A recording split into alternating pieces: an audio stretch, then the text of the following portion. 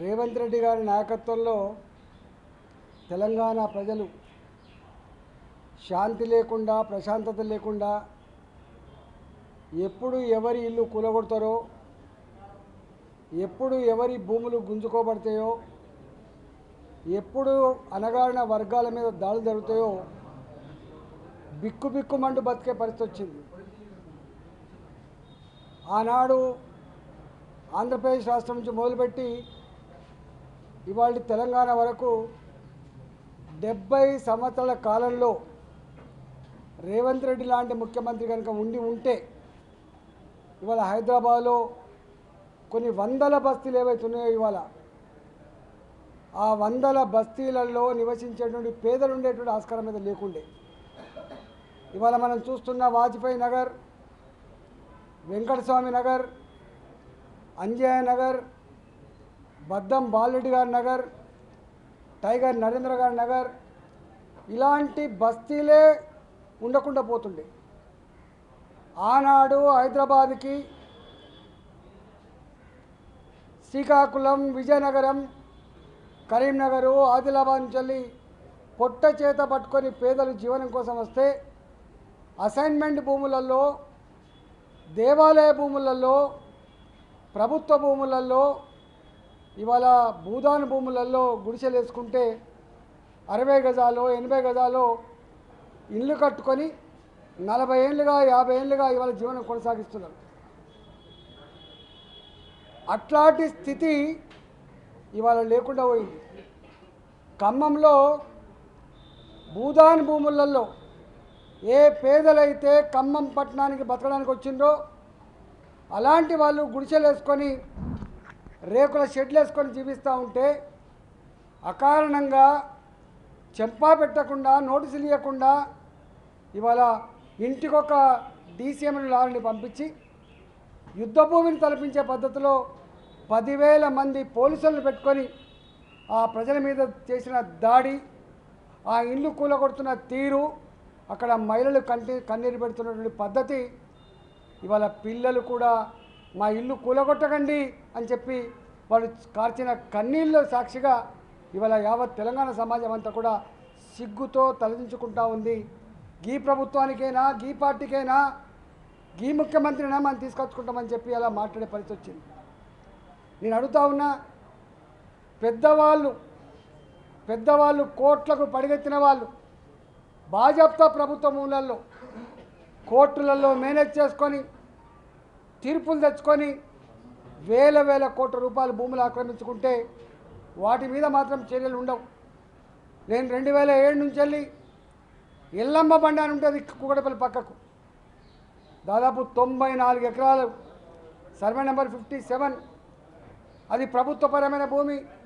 రాజశేఖర రెడ్డి గారు ముఖ్యమంత్రి ఉండగా సేమ్ సర్వే నెంబర్లో అదే భూమిలో 150 మందికి ఇళ్ళ జాగాలు ఇస్తే ఇవాళ అదే సర్వే నెంబర్, అదే ప్రభుత్వపరమైన భూమి ఇవాళ ఇది ప్రైవేటు వ్యక్తికి చెందిందని చెప్పి తీర్పు తెచ్చుకుంటే ఆనాటి ప్రభుత్వం దానికి మళ్ళీ సుప్రీంకోర్టుకు డబుల్ బెంచ్కు పోకుండా మిన్నకుండా ఉంటే ఇవాళ ఈ ప్రభుత్వం 7,000 కోట్ల రూపాయల విలువైనటువంటి ఎల్లమ్మ బండ దాదాపు 125 ఎకరాల భూమిని ఇలా పెద్దవాళ్ళు కబ్జా పెట్టుకుంటా అంటే చోద్యం చూస్తున్న ప్రభుత్వం మాత్రం నోరు లేని, దిక్కులేని, బిక్కుమంటూ పట్టుకునేటువంటి 60 గజాలు 80 గజాల ఇల్లు కట్టుకునేటువంటి పేదల ఈ గూడు మాత్రం ఇలా కూల్చేసి పేదల కన్నీళ్ళని చవిచూస్తున్న ప్రభుత్వంగా ఇలా చూస్తూ ఉన్నాం.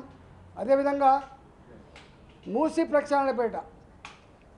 నది ప్రక్షాళనపేట కొన్ని వేల ఇళ్ళు కూలగొట్టే ప్రయత్నం చేసిన నాడు ఇది తగదు, మీరు మూసీ ప్రక్షాళన చేసుకోండి, మాకు బాధ లేదు, కానీ దాని పేరిట వందల ఎకరాలలో ఉన్నటువంటి ఇళ్లను కాలనీలను కూలగొట్టి మీరు సుందరీకరణ పేరిట వాళ్ళ కళ్ళల్లో మట్టి కొట్టి మీరు మల్టీప్లెక్స్ నిర్మిస్తా అంటే మాత్రం తగదని చెప్పి ఆనాడు చెప్పి కొట్లాడినాం. మేము 3 నెలలు మూసీకి వ్యతిరేకంగా కొట్లాడినాం. ఇవాళ ఫేజ్ 1 పేరిట మీరు మూసీ నదిలో కొబ్బరి నీళ్ళు లాంటి నీళ్ళు పాలించండి, మాకు బాధ లేదు, మూసీ నదిని ప్రక్షాళన చేయండి, మరి బాధ లేదు, కానీ దాని ప్రక్షాళన పేరిట ఇవాళ మధుకర్ అపార్ట్మెంట్స్ ఏవైతే ఉన్నాయో ఆ రిడ్జ్ ఏదైతే ఉందో 500 కుటుంబాలు నివసించేటువంటి అపార్ట్మెంట్లన్నీ కూడా ఇవాళ మీ ఆఫీసర్లు పోయి కూలగొడతామంటే అక్కడ పిల్లలు మాట్లాడుతున్న మాటలు కావచ్చు, మహిళలు పెడుతున్న శాపనార్థాలు కావచ్చు, అక్కడి ప్రజలకు బాధపడుతున్న తీరు కావచ్చు మీకు కనపడలేదని చెప్పి అడుగుతా ఉన్నాం. మొన్ననే కేంద్ర ప్రభుత్వం మీకు జాగా కావాలంటే మిలిటరీ జాగా ఇచ్చింది. ఇవాళ గాంధీ పార్కును బ్రహ్మాండ నిర్మించుకోండి బాధ లేదు, కానీ 500 పైచలకు ఇళ్లను కూలగొట్టి మీరు వాళ్ళని రోడ్ల మీద వేసి కంపెన్సేషన్ పేరిట బుకాయించి ఇవాళ వాళ్ళ కన్నీళ్ళు చూసే ప్రయత్నం చేస్తే ఖబర్దార్ అని చెప్పి హెచ్చరిస్తూ ఉన్నాం. ఇవాళ 2 సంవత్సరాలు దాటిపోయింది ప్రభుత్వం వచ్చి. ఆనాడు నుంచి ఈనాడు వరకు కూడా పేదలకు గుంట భూమి ఇచ్చుడు దేవుడెరుగు, పేదలకు డబుల్ బెడ్రూమ్ ఇచ్చుడు దేవుడెరుగు, కానీ పేదల ఇళ్ళు కూలగొట్టి పేదల బతుకులతో చెలగాటమాడుతున్నటువంటి కాంగ్రెస్ ప్రభుత్వంగా ఇవాళ రికార్డు ఎక్కుతూ ఉంది. నేను ఇవాళ తీవ్రంగా ఖండిస్తూ ఉన్నా. ఖమ్మంలో ఇవాళ 15 ఏళ్ళుగా 20 ఏళ్ళుగా ఎవరైతే భూములలో గుడిసె వేసుకున్నారో ఇలా 60 గజాలు జాగియకుండా 80 గజాలు జాగియకుండా వాళ్ళ బతుకులలో మట్టి కొట్టినట్టు కాంగ్రెస్ ప్రభుత్వం తప్పకుండా మూల్యం చెల్లించక తప్పదని చెప్పి హెచ్చరిస్తూ ఉన్నా. దీన్ని నేను తీవ్రంగా ఖండిస్తూ ఉన్నా. తక్షణమే వాళ్ళతో మాట్లాడి వాళ్ళకి ఇల్లు జాగాలు ఇవ్వాలని చెప్పి నేను డిమాండ్ చేస్తూ ఉన్నా. అదేవిధంగా ఈ మధుకర్ అపార్ట్మెంట్స్ ఏవైతే ఉన్నాయో వాళ్ళ జోలికి పోకుండా మీరు కేంద్ర ప్రభుత్వం ఇచ్చినటువంటి జాగాలో మీరు 60 ఎకరాలలో బ్రహ్మాండమైన పార్క్ కట్టుకోండి తప్ప ఇంకోటి కాదు. నేను ఇంకొక మాట కూడా అడుగుతా ఉన్నా. పేద పిల్లలు చదువుకునేటువంటి ఇంజనీరింగ్ కానీ, ఫార్మసీ కానీ, ఎంకామ్ కానీ, ఎంసీఏ కానీ ఫీజు రియంబర్స్మెంట్ ఇవ్వకుండా 5 సంవత్సరాల కాలంలో దాదాపు 10,000 కోట్లు ఇవ్వకుండా వాళ్ళ జీవితాలతో చెలగాటమాడుతున్న మీరు, లక్షల కుటుంబాలకి ఇలా వేదన మిలిచిన మీరు ఇవాళ 5,000 కోట్లు పెట్టి మీరు గాంధీ పార్క్ నిర్మాణానికి ఒడిగడుతున్నారంటే మీరు ఏం ఆలోచిస్తున్నారో అర్థం కావాలి. ఆ దవాఖానాల్లో మందులు లేవు, రిటైర్డ్ ఎంప్లాయీస్కి ఇవాళ వాళ్ళకి రిటైర్మెంట్ బెనిఫిట్స్ లేవు. ఇవాళ వాళ్ళు దాచుకున్నటువంటి ఎంప్లాయీస్ యొక్క ఫండ్ నుంచి డబ్బులు తీసుకుందామంటే వాళ్ళకి డబ్బులు లేవు. ఇవాళ స్కాలర్షిప్లు లేవు, హాస్టల్లో డైట్ ఛార్జీలు లేవు. ఇవన్నీ ఇట్లా ఉంటే పైసలు లేవని చెప్తూనే, అప్పుల పాలైనామని చెప్తూనే, ఉత్త చిప్ప చేతికి ఇచ్చామని చెప్తూనే మీరు మాత్రం గాంధీ పార్కు కోసం ఇల్లు కూలగొట్టి 5,000 కోట్ల రూపాయలు ఖర్చు పెడుతుందంటే మీ చూపంతా కూడా ఎటువైపు ఉందో దాన్ని బట్టి అర్థమవుతూ ఉంది. దీనికి తప్పకుండా మూల్యం చెల్లించక తప్పదని చెప్పి హెచ్చరిస్తూ ఉన్నాం. అదేవిధంగా మహబూబ్ నగర్ జిల్లా నార్కర్నూలులో జరిగిన దాడి, ఇవాళ దళిత అమ్మాయి రజక అబ్బాయి వాళ్ళు పెళ్లి చేసుకుంటే ఒక చిన్న పిల్ల గుళ్ళకు పోయినందుకు అక్కడ ఉన్నటువంటి పెత్తందారులు చిన్న పిల్లను వాళ్ళ కాళ్ళ మీద పెట్టి నన్ను కొట్టకండి, నన్ను చంపకండి అని చెప్పి వేడుకున్నా కూడా కనికరం లేక ఇవాళ వాళ్ళ దెబ్బలకు, వాళ్ళ తన్నులకు అమ్మాయి చనిపోయింది. ఇలా వాళ్ళు కూడా తీవ్ర గాయాలతో ఉన్నారు. ఇలాంటి సంఘటనలు ప్రతి నిత్యం కొనసాగుతూ ఉన్నాయి. మీరు అనుకుంటున్నారు ఎవరు కూడా నన్ను ఏం చేయలేనని చెప్పి. తప్పకుండా ఇలాంటి ప్రభుత్వానికి సందర్భం వచ్చినప్పుడు ఏం చేయాలనో, ఎట్లా తీర్పు చెప్పానో తప్పకుండా తీర్పు చెప్తారని చెప్పి హెచ్చరిస్తూ ఉన్నాం.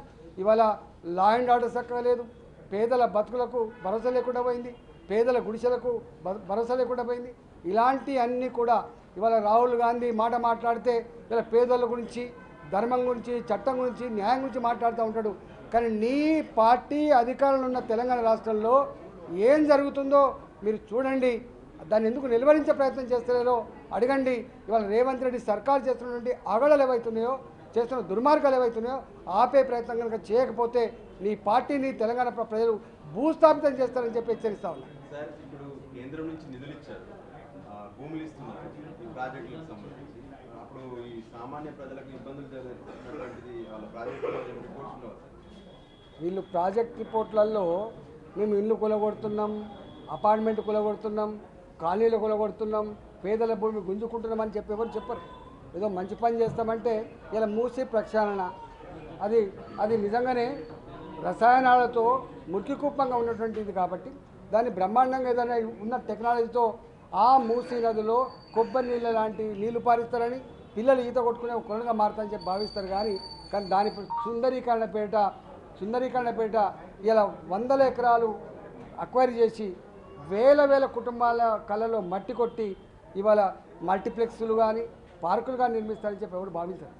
కేంద్రం దృష్టికి తీసుకెళ్తారా సార్? మరి 100% తీసుకుపోతాం. ఎట్టి పరిస్థితుల్లో ప్రజాక్షేత్రాలు తెలుసుకుంటాం, తర్వాత కేంద్రం దృష్టి